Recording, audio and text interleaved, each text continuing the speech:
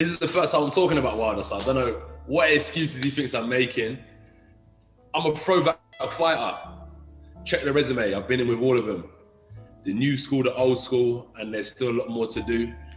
I'm fighting a great fighter in Usyk. I'll fight them all. So Wilder's just another one in the pecking order, no problem. So I don't know what excuses he's talking about. I'm an elite level fighter. I'm not one of those tomato cans he's knocked out. Caught that little comment Deontay kept. He repeated that AJ's got a mandatory lined up after Usyk a few times. No, none of these media people, well, Wilder didn't give too many chances for people to probe him, but what's Wilder talking about mandatory lineup after Usyk? Where's he heard that from? Where's he got that information from? He's known for doing this. He always does this stuff. In particular about AJ. There's one he always repeats about, there's his favorite one about something about some restraining order, about AJ was going to get a restraining order on him, or he got one on him. That he didn't want the hype, that he was going to up security, and I'm starting hearing about restraining orders and all this stuff. And like, what are you talking about, restraining order? I've never heard no media person challenge him in regards to that. Okay, where did you hear this info from? Where are the documents? Like, what are you on about, Mr. Wilder? I'm not sure what fight that was. I'm not sure what fight he was talking about, some restraining order, but he keeps repeating this. He keeps repeating it. He hasn't said it for a while. Obviously, we haven't seen Wilder since he almost lost his life to Fury. We haven't really heard much from him, but he was booked to come on Sky Sports to come, I think, to do punditry work on some AJ fight. It might have been the AJ Parker fight. Whoever knows, just put that down in the comment section, obviously. But yeah, Wilder was booked to come to the UK to do work on that fight.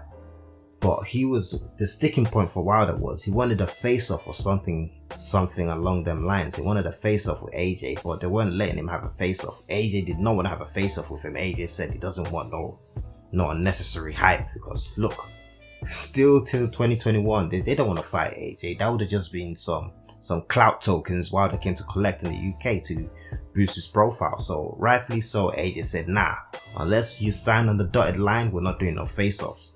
Wilder somehow turns that story into AJ got a restraining order on him, and he repeats that story to this day, unchallenged. No one, I've never really seen anyone ask him about it. So yeah, what about that? Where did he get that from? Anyways, that's besides the point. That's besides the point.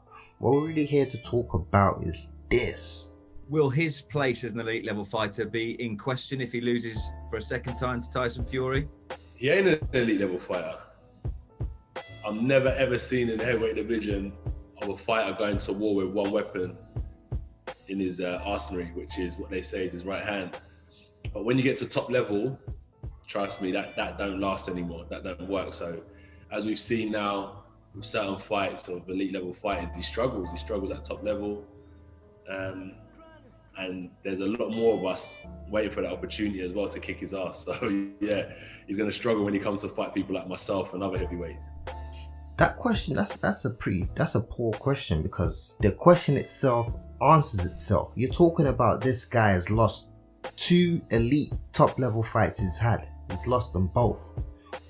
Let's not go over this Ortiz thing again. Let's not talk about Ortiz. Forget Ortiz. And in all honesty, he lost that first fight against Fury. He got out boxed. Those 2 knockdowns were not enough. And you're talking about dude questioning his place at that level if he loses the third time. The third time? Come on. He's lost twice. He doesn't belong there. How are you at the top level with just one tool? Literally one tool. And that tool is not like the right hand. He can utilize it in several different ways. Nah, it's literally, for the most part, is one shot. He only has one shot with that right hand. That's poor. You can't rely on that. You can't rely on that. He looked pathetic, especially in the first fight, trying to land down Fury.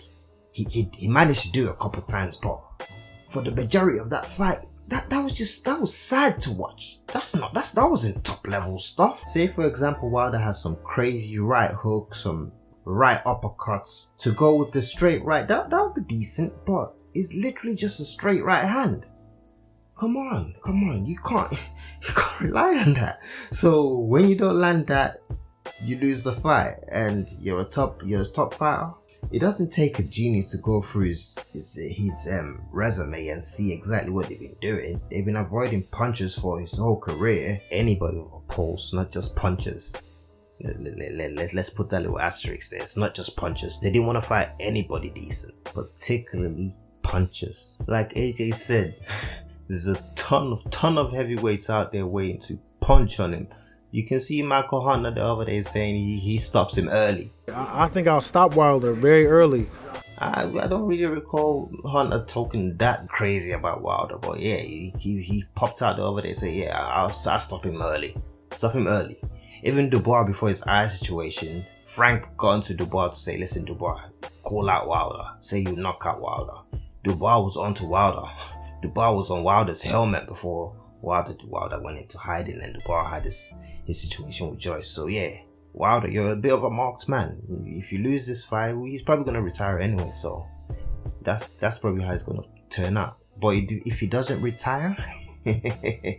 marked man, you're getting punched up. You can whisper, do your little poetry or whatever you want to do, try to scare people.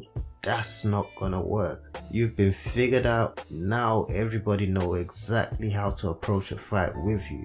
The guy cannot fight backwards. He cannot fight on the back foot. Press him, push him, bully him. Put your weight all over him, especially if you're bigger than him. If Tyson Fury can knock this guy down, surely I can do it too.